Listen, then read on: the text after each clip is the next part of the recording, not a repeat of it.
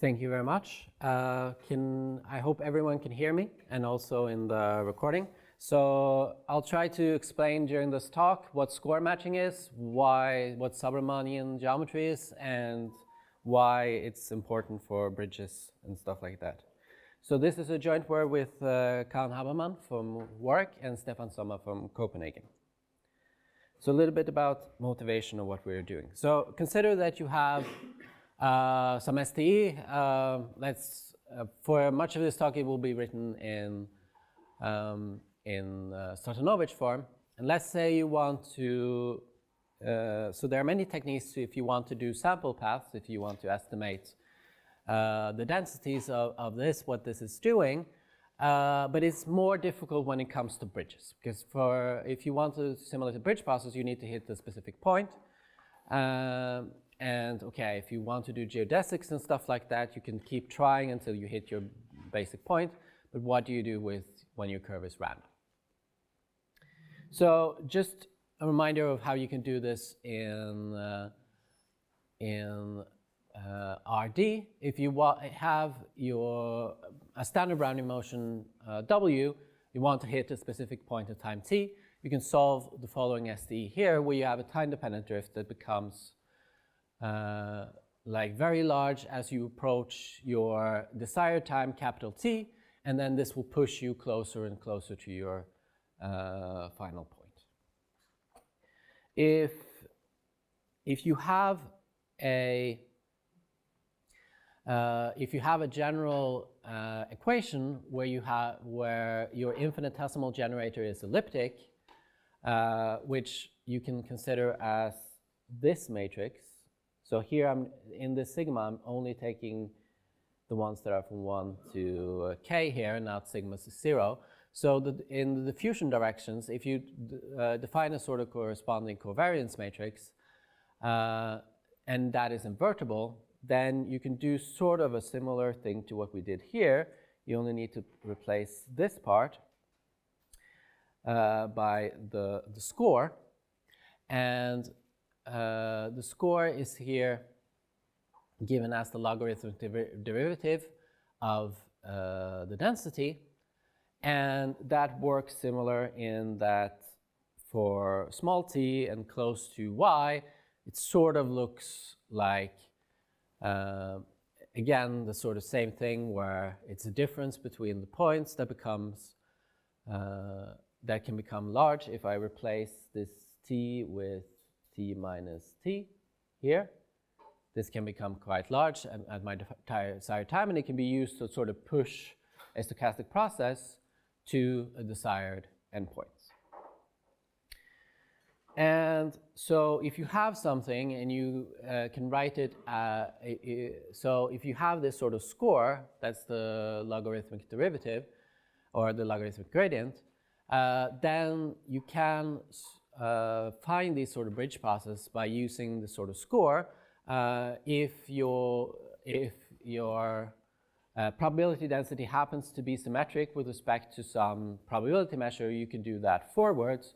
However, if you don't have that, there are similar techniques you can do where you simulate the bridges backwards in time, which we're going to go back to later, which will work even if your process is not symmetric with respect to a volume. Even if your, let's say, generator is not symmetric with respect to any volume measure. So this is fine if we know the score. But what do we do if we don't know the score? Okay, so if we don't know the density, we can generate a bunch of samples from the SDE, find the density, and it does a reasonably well job, at least in the parts where the probability is not too small, right? Once we do derivatives on top of that, we need to generate an enormous amount of processes to get, or sample paths, to get a good estimation of the actual derivative. So what is an alternative? Well, alternative is a process called score matching, and it follows basically the following idea. You simulate several sample paths then depending on the sample paths, you have a loss function that has a minimum, the score, or something that's very close to the score, but does not depend on the score itself. You can write a loss function that doesn't depend on the score itself. What you can then do is that you can get a neural network to learn the score. And if you don't know that much about machine learning, the only job of the neural network here is to solve an optimization problem. So just think, so another way to say this would be generate sample paths, define an optimization problem, and then by some ways solve that optimization problem. And we're going to do that using a neural network, but you could, if you had some other way of solving this optimization problem, you could. But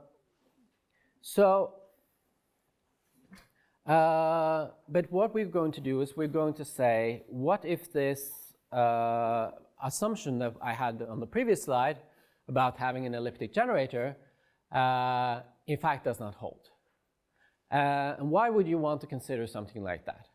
Well, suppose instead of conditioning on where the process should begin and where the process should end, suppose I have a stochastic flow, and I want one point to go to here and another point to go to here, right? And I could consider this as saying I want this shape to go to this shape, and it should follow some random dynamics in between, and I want to generate samples of this, right? So even if I start off with an elliptic SDE, if I want to do simulate this problem, then I would have to consider what's called the landmark space. So spaces of copies of points where the points are not all, where none of the points are equal. And then I have to move according to these vector fields here, where they are just, where the vector fields on this landmark space are just what the vector field would do at each of these points, right? And right, this is the dimension of the space times n. So if you increase the number of landmarks, you get a higher dimensional space, but this k stays the same, right? So once you go beyond this k, or even perhaps even before, depending on how linear dependent they are, right? If you have just if these are just constant vector fields, you get problems immediately because you can't, they have to move in parallel, right? But for other stochastic processes, things can work out a bit better. Then you get immediately in trouble with these ellipticity assumptions, right? And so what I'm going to do today is to talk about our work. Sorry. I misunderstood the condition. You have one process that you want at the last time. You want this process to be on multiple locations? No, so I have a stochastic flow, and I want it to take this point to one point, but then I have a different conditions for what it does to another point. So you can have, instead of saying, okay, I want them to generate samples following this dynamics here that takes my x0i to some x t, or let's say just call it 1, but then it should take another point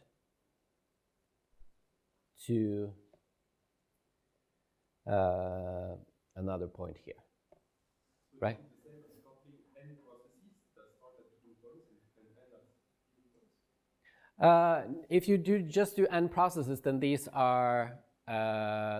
will become independent, right? But there's some dependence issue. Like it's the same diffusion is the same. This is what I mean by Yeah. coupling. You want to couple them to Yeah. the same organization. Yeah. And then the idea here is then you can just see this as one process working in this larger space, right? So you can say, okay, I want it to start as something up from this shape to this shape, and something happens in between, right? So for this reason and for other reasons, we wanted to see, could we develop score matching in the case where we don't have an elliptic generator. And the papers and the results are found in this paper. So I should use this temporary one. And what we're going to do is we're going to generalize results that have appeared before, but usually for processes in just Rn or at maximum Riemannian manifolds. And we're going to see which kind of assumptions are actually necessary, give it a solid mathematical foundation, and show some examples of what happens here.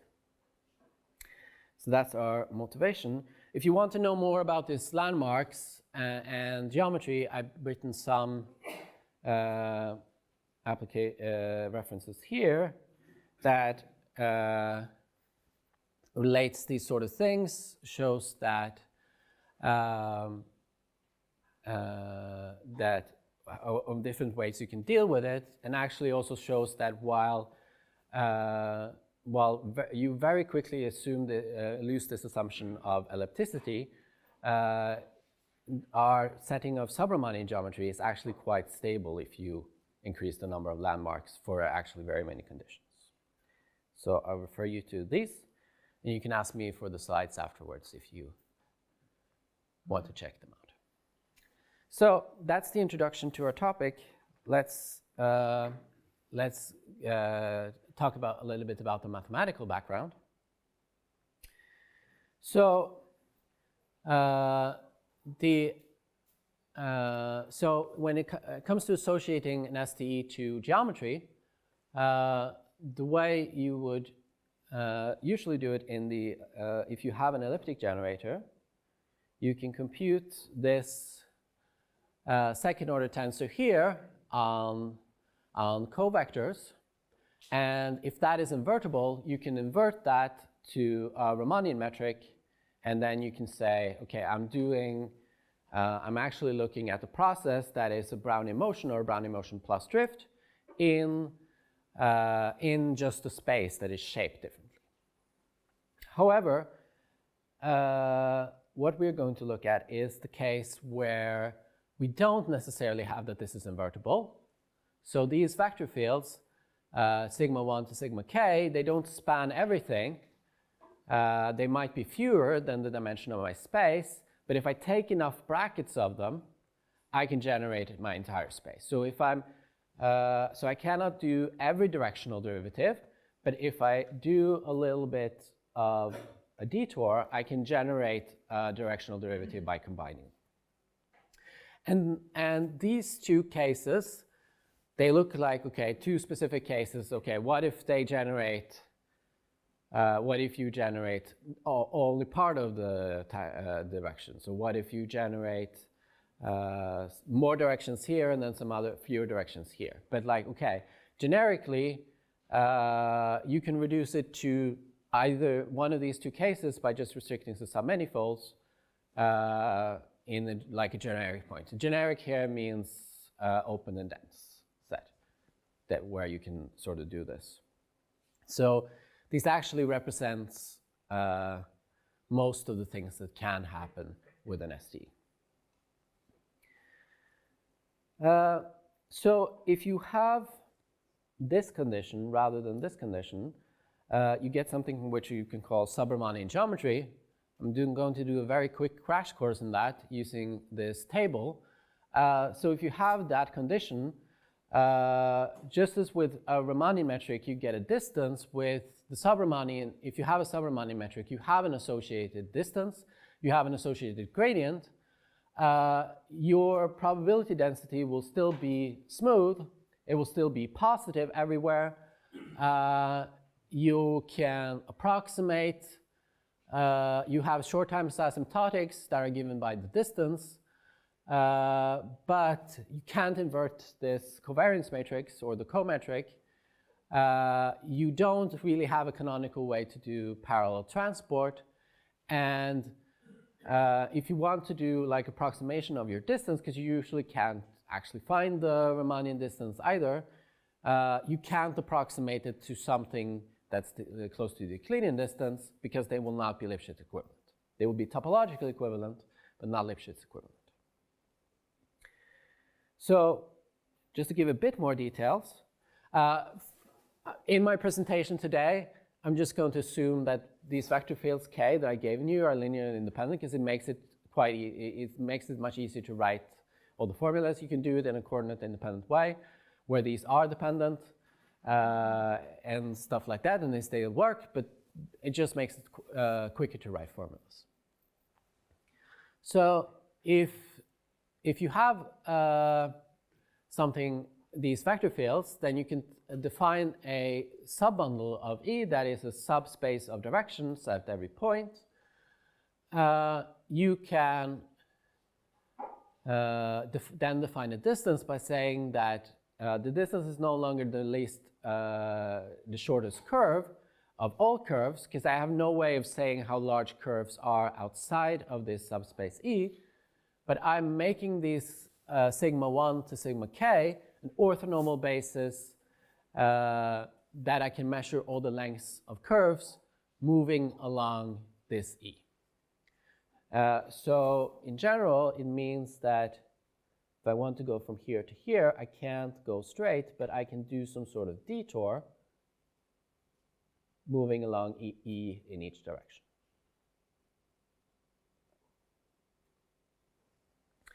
Let's see. And sorry, is it symmetric? I mean, the distance. Yes, the distance. Because the number of brackets in order to generate would be different to the other point. Yes, but The S would be different. okay. So the S down here, you mean? Yes. Yeah. So yes, let's tackle that right away. So so for the distance, you can obviously reverse the curve. So you will always have symmetry of the distance. And then when it comes to comparison, this relates to the comparison of the distance close to a given point, right? And then you're like, and then for a generic point, the S is constant locally.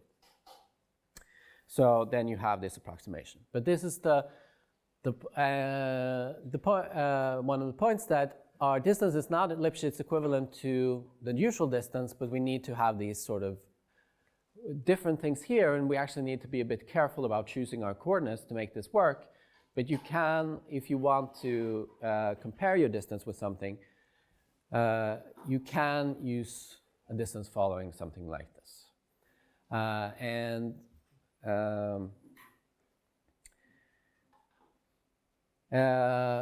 you explain this equation, this KS and everything? Oh yeah, sorry. So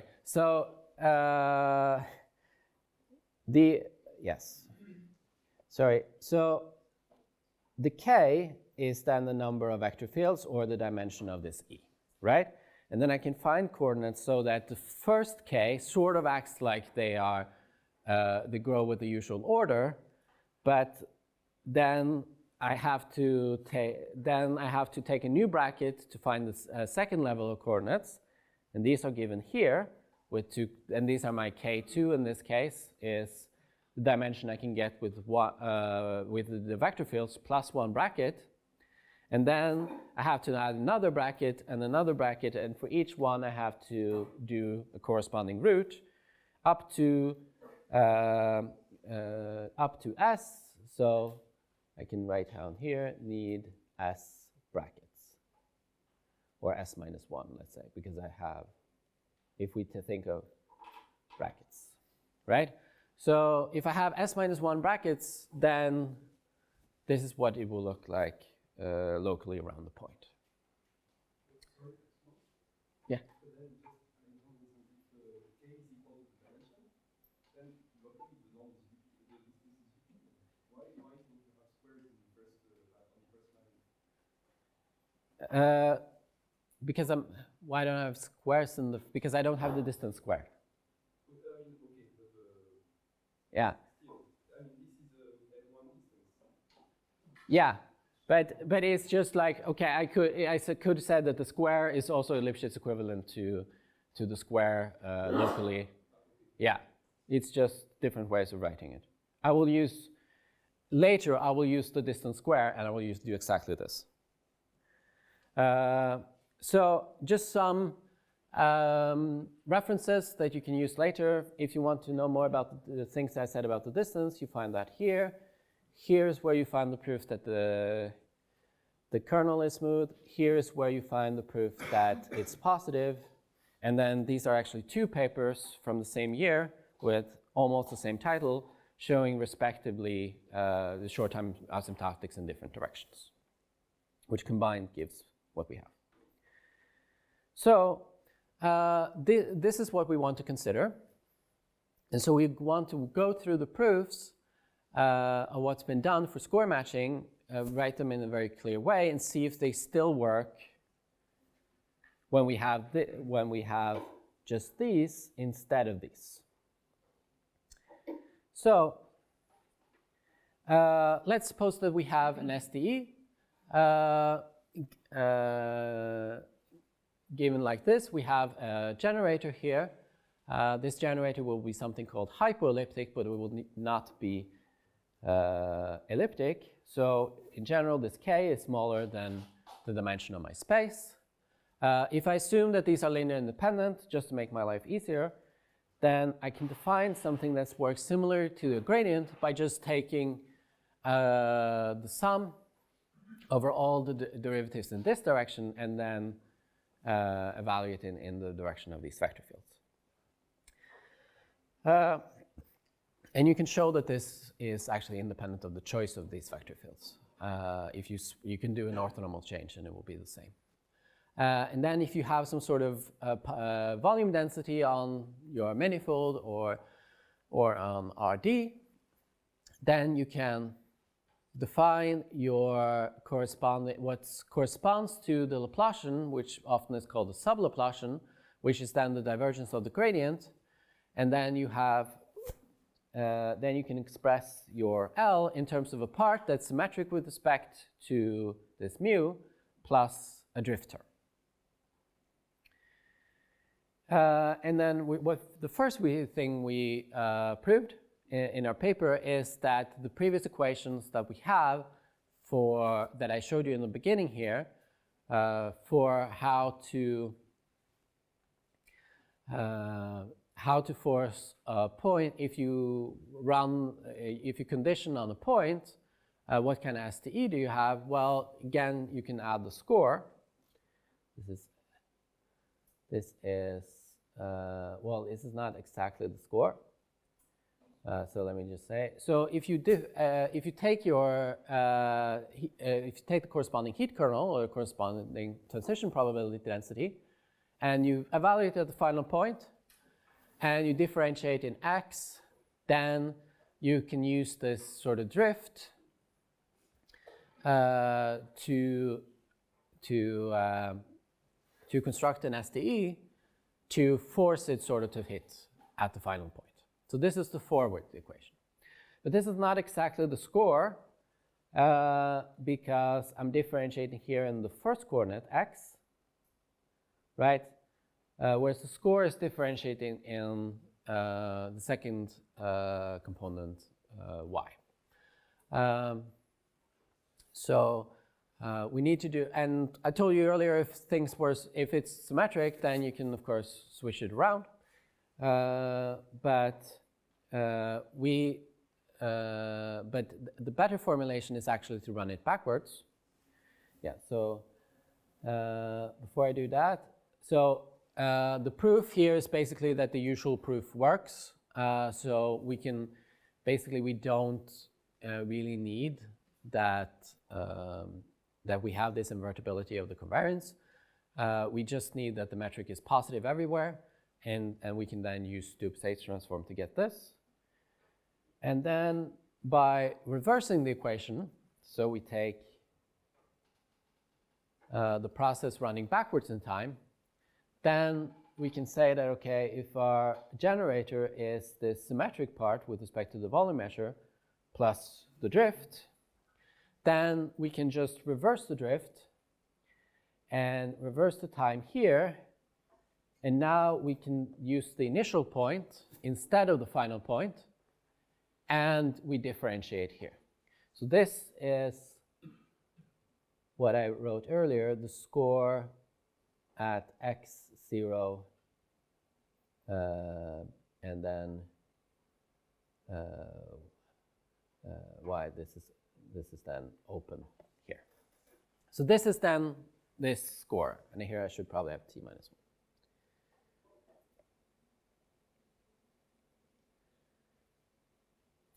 So, and running these backwards then means that I can do this for any kind of drift, and I don't need it to be like the gradient of something. So I don't need it to be, or in this case, it would be this horizontal gradient. I would need, if I were to use the previous equation, I would need that the drift is this horizontal gradient of something. And here, I'm independent of that. And I can also learn the score starting from a fixed point, and then I can switch my endpoints if I want. I'm not dependent on having this given endpoint. So this is the first part, just developing a proper theory for the SD of bridges in the case of sub-Riemannian SDs. Okay. Then what we do is we're now going to do some tricks to define the loss function. Okay. So I'll go quickly to the parts that are actually mostly interesting. So the first part is we can do sort of an integration by parts trick. So what we want to do is to minimize this, where this is the true score. And this is a guess that comes from an STE, that comes from a neural network, sorry. So this is our guess from a neural network. This is the true score, and we want to minimize that without actually knowing what this is. The first thing is we can do an integration by parts trick, which I'm going to skip over very quickly and just say that that's an okay solution, but it gives at least close to your initial points, but this is then the solution from this divergence method, and it sort of becomes worse as we move away from the original point, simply because we have less samples, and so the neural network is just going to try to push all the bad stuff into those areas. So we want to prefer this, and the way we do that is, well, one idea to do an approximation is simply to do, okay, how do we actually simulate this path? We don't actually solve the SDE physically, we do some sort of approximation. So we can do our Euler-Maruyama, for example, approximation, and we can say, okay, at each step, I want my neural network to sort of find what I'm doing with this Euler-Maruyama approximation, because like at each step in this Euler-Maruyama approximation, this is a Gaussian, right? I'm just doing a Gaussian time step. So I can get my neural network to sort of find the logarithmic gradient of this thing here at every point. And here we run into a problem with our sub-Riemannian setting. And the problem is that for the sub-Riemannian setting, if I start at the initial point and I take a step, I'm constrained to some sort of subspace. And then if I want to do the gradient afterwards, then that doesn't go along that subspace. So it's not differentiable here. And the problem then becomes that that I have to sort of differentiate in this point rather than this point, and then move it with the frame. And this is a problem because I get something that's frame dependent.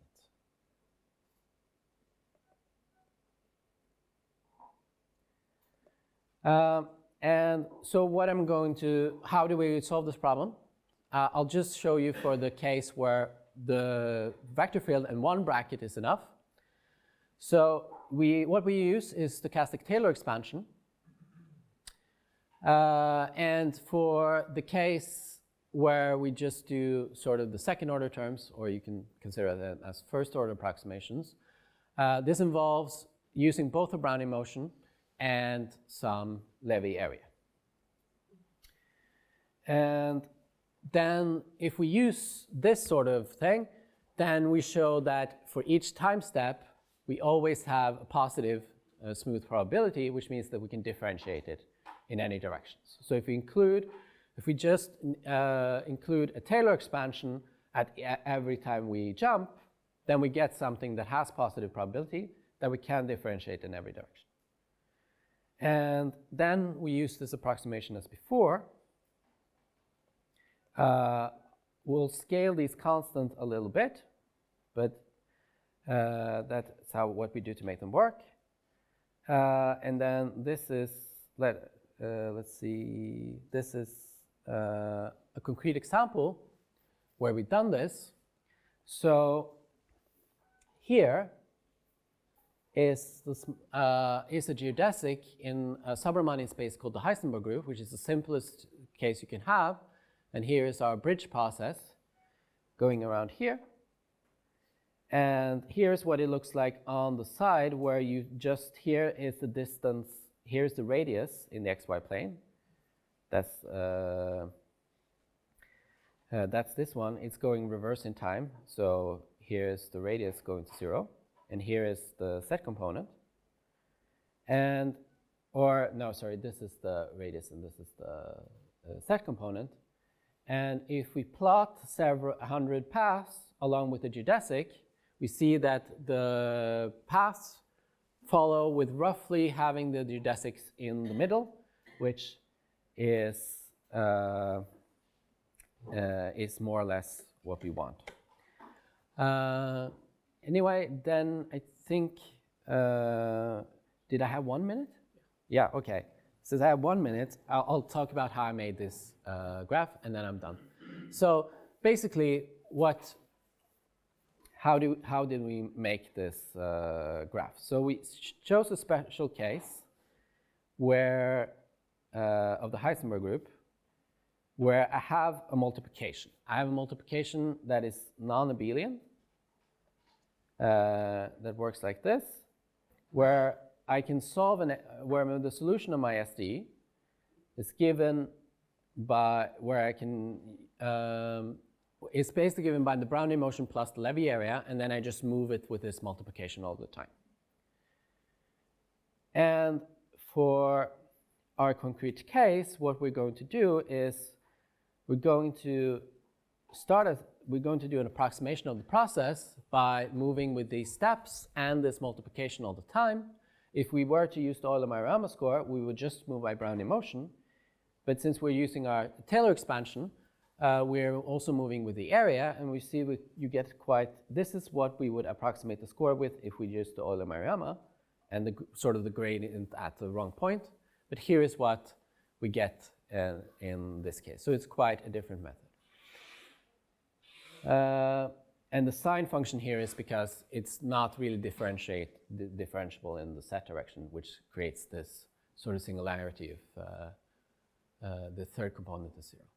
And with these combined, we're able to simulate a bunch of curves, having a neural network learn this to try to minimize a bunch of sums of these, minimize this loss function at every point, and that allows us to do bridge process. Thank you. Maybe you've been very generous. Thank you very much.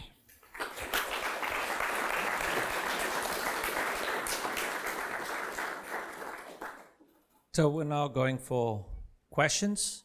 So one thing is this is recorded, so please wait for me to bring the microphone for each question. Yep.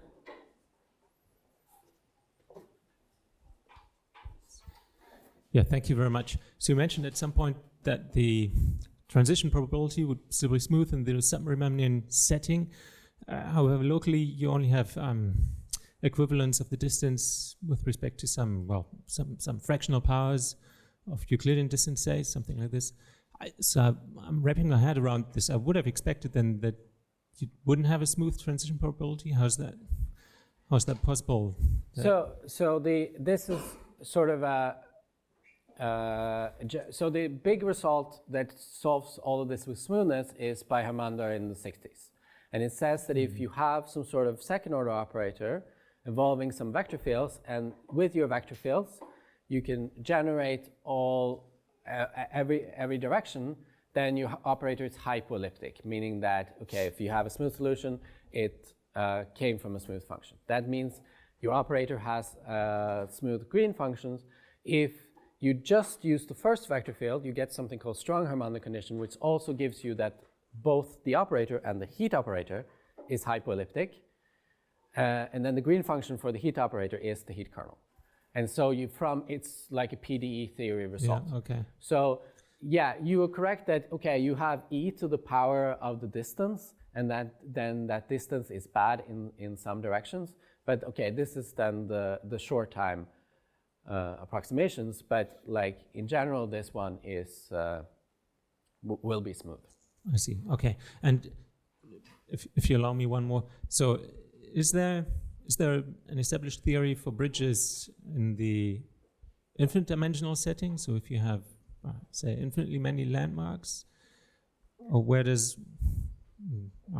what you've shown us stop?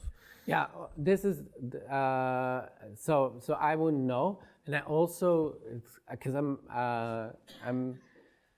If anyone of you know this question, but also know a bit about, okay, how well does actually landmarks, when you make a lot of them, actually approximate the infinite dimensional setting?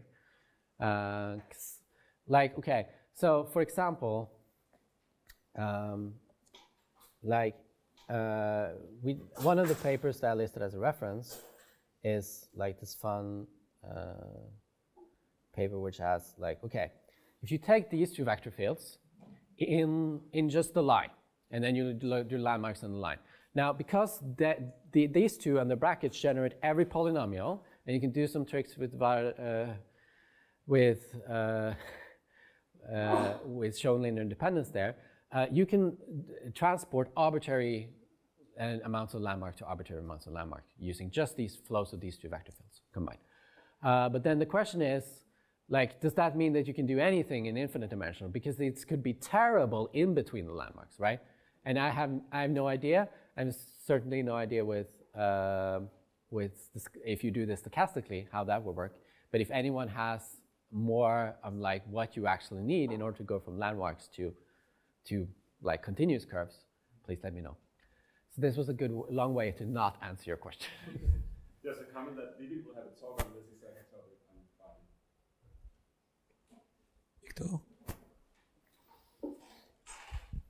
Hi, so you said at some point that if the sigmas and their brackets span the whole space, then you have a smooth positive density. But do you have a quantitative version of that? And the reason why I'm asking is that, so you want to estimate the score, but you use a neural networks. In practice, it works very well. But if you want to prove guarantees, if you could prove some, for example, that the score is Lipschitz or Hölder or has some smoothness properties, then you could use local polynomials or kernel density estimators to estimate the score with provable guarantees. But if you make assumptions on the sigmas, for example, if the sigmas are Lipschitz, can you transfer this kind of smoothness assumption onto the score function?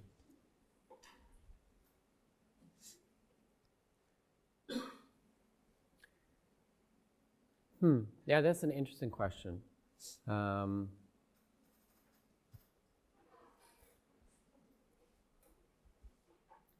Let's see. Yeah, I don't.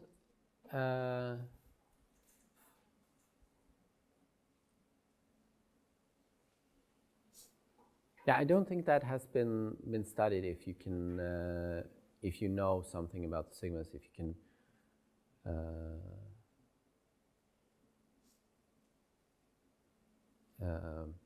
Because like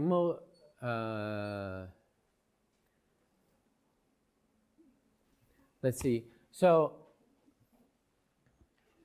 because this goes into sort of a more classical theory of SDEs, right? Because very often, where I come from in sub-Riemannian geometry, you sort of make your vector field have unit 1. You change the geometry of the space, and so you then it doesn't make that much sense to talk about them Lipschitz because you change your geometry after, right? But before this became like a topic in late 80s and early 90s, there were a lot of people like this from Struckenwald on and stuff like who studied these as just SDEs. Sort of Hermander studies was also done as SDEs in RN, where you look at when they're Lipschitz and stuff. Yeah, and it could there could be some results, but I don't know anything off the top of my head. But I can look at that for you. When you simulate your trajectories, do you need to approximate the solution in a strong sense or a weak? Yeah. So so we use the strong. We will use this approximation, so strong sense with gamma equal to 1 here. I cannot tell you if that actually matters for the neural network or not. So like when we do this this Euler-Maruyama approximation instead, if you just, instead of doing this Taylor expansion, if you just do the Euler steps, like it works, it doesn't work as well, but you can also approximate it just using these Euler steps. So here we're using these types of approximations, but I cannot tell you if that's actually important for the result, or the actual application. But yeah, that's. So do you actually need to simulate the levy areas? They're quite expensive, or is that just required for your proof? No, so of course you could like decouple them. So there are some, I mean, so yeah, this is how we simulate the levy areas. So this is using sorts of Karen and Norris for this. So yeah, it's more expensive than just doing a bunch of Euler steps. It's not that bad, but yeah, it takes a bit of time to simulate your paths. You can not do that. You get slightly worse result. So you could say, okay, perhaps I just run this with the bad score a bit longer. But from my experience, it's like eventually the network stops learning. So you can't. It's not as simple as just increasing the number of paths or increasing the number of epochs.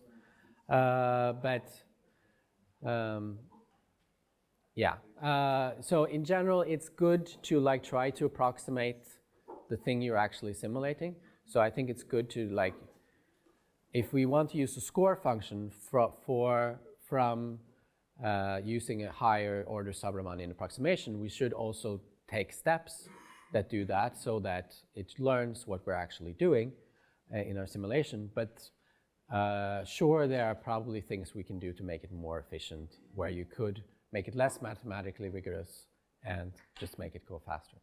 But yeah. Okay. Okay. Then Laurent. Yeah, I knew you wanted to wrap up the. No, it's a short question. Maybe a long answer. You say that you prove. I mean, I saw in the very first slides that you had a paper about controllability of the of the sub-Riemannian metric for landmarks. Can you say a little more for that, or? So which one are we? Well, in any case, okay. For the landmark manifold, does your hypothesis of controllability, or the fact that you have a bracket generative sub-Riemannian process, is it satisfied? So it depends on your vector field. So let's go back here, right? So okay, I'll do the thing I wrote at the end. So if I take these two vector fields, this is on R1, right? Then if I go to a landmark manifold, then I can generate I can go to any parts of landmark, any pair of landmarks you want. If I do RD and I do, let's say, xi, just all of the coordinate vector fields, obviously I cannot get from everywhere to everywhere, right? If I generate one bridge process, then all of the others have to just be translations of this. But if I have some vector fields that is more varied, then generally it's a generic property. If you have a space of any dimension, pick two generic vector fields, then they should generate everything. And in this paper I did with my postdoc Vega Molino, we showed that, okay, we gave just two concrete examples of like, okay, here for any dimension, pick these two vector fields, and you can pick as many landmarks as you want afterwards, they will work. So maybe this is not, I would guess that this is quite a common property as well, right? It's not guaranteed because, as I said, if you do this, then you don't get any higher controllability as you go up in space. But in general, it's a much more robust condition when you increase the number of landmarks compared to like the ellipticity condition, which will surely break. And if you take a Brownian motion, that works? Yeah, no, so Brownian motion is going along these vector fields, right? So Brownian motion, if you increase the number of landmarks, they have to be translations of each other, right? You can't get it to transform one shape to another. But if you have that the process is doing something a bit different and changing a bit to some parts, right? Then you can do it. So for example, in R2, if if I do the real part of D set and the real part of I set cube D set, I then have an elliptic process, and that one can connect any amount of landmarks you want. Okay, so I think it's time to end the discussion for this talk. Let's thank the speaker again.